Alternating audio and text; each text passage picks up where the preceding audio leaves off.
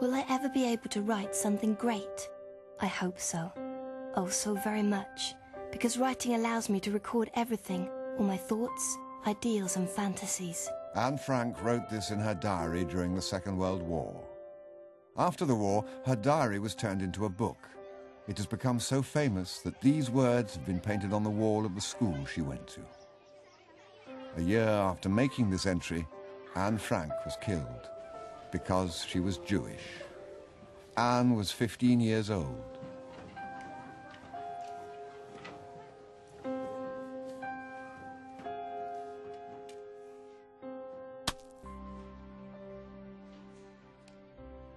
A new generation of Kiwis is learning about Anne Frank through an exhibition which is touring New Zealand, as well as 40 other countries.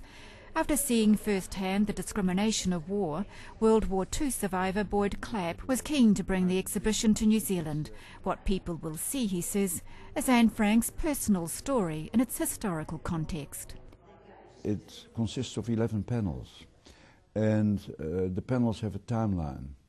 And the timeline first tells the history. It happened really, it started after the First World War, then the Kristallnacht, which is the night of the broken glass, when Hitler had published Mein Kampf. Racial hatred started, discrimination against the Jews started, and then it follows the timeline through the invasion of Poland, Holland, and the Second World War. But alongside that, or below that, is the Otto Frank family. And that makes it so interesting because you can relate that family's experience to what happened historically. And then you see how they left Germany, how they went to Holland, how Anne Frank lost her nationality, then had to learn Dutch. People don't realize, of course, that she was a German Hebrew-speaking person. She didn't speak Dutch. And then you see what happened first, the invasion of Holland by the Germans on the 10th of May 1940. Anne Frank going into hiding, her diary, and then 1945, the end of the war, which Anne didn't survive. In fact, Otto was the only one who survived of that family. I visited the exhibition in Auckland, where Rachel Corpus from the organising committee explained the timeline to this group of students from the Diocesan School for Girls. The students were of similar age to Anne Frank when she wrote her diary and were able to compare their world with hers. You think racism is bad and you think that people mocking you and things is bad and at school and stuff, but when you see something like this happen and you think someone can go that extreme, it kind of just makes everything else seem insignificant, and you kind of have more respect to other people now, and you know like what other people and their ancestors and things went through, and you know, you just feel bad.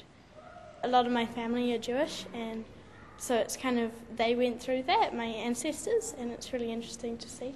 What I've learned is that some people really are not accepting of different religions and beliefs, and yeah, it's a lot different, I think, till today, but yeah, there's still quite a lot of it in the world right now. It's almost better for us to see that she's our age and that we can kind of relate to her being, you know, kind of confused and not knowing what's going on, and yeah, she would have been scared, and I think a lot of us hate being scared, and so it would have been horrible for anyone of that age to go through that.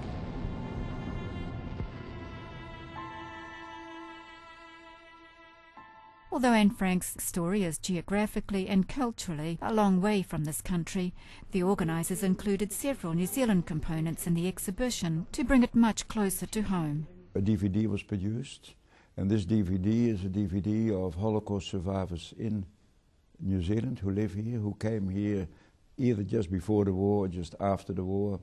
A righteous person who is a woman in Christchurch who's in her 90s. Her husband was a Presbyterian minister, and they saved a lot of Jewish lives, and she was recognized by the Israeli government. So she talks about why she did it.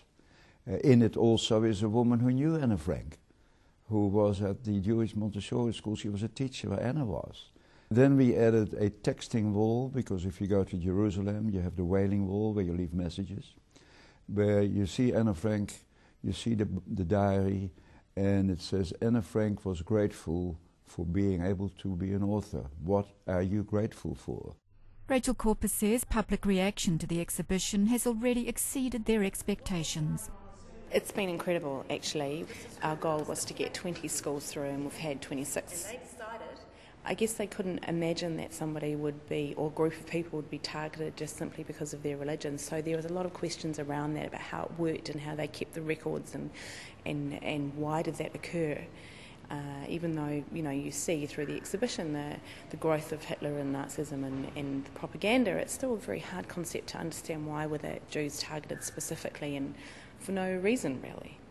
I think most importantly for myself and the team is to be a witness that in 15 to 20 years' time there will be no more survivors in the world, because unfortunately they will all die off. This happened 65 years ago, so there will be no more first-hand evidence of what happened.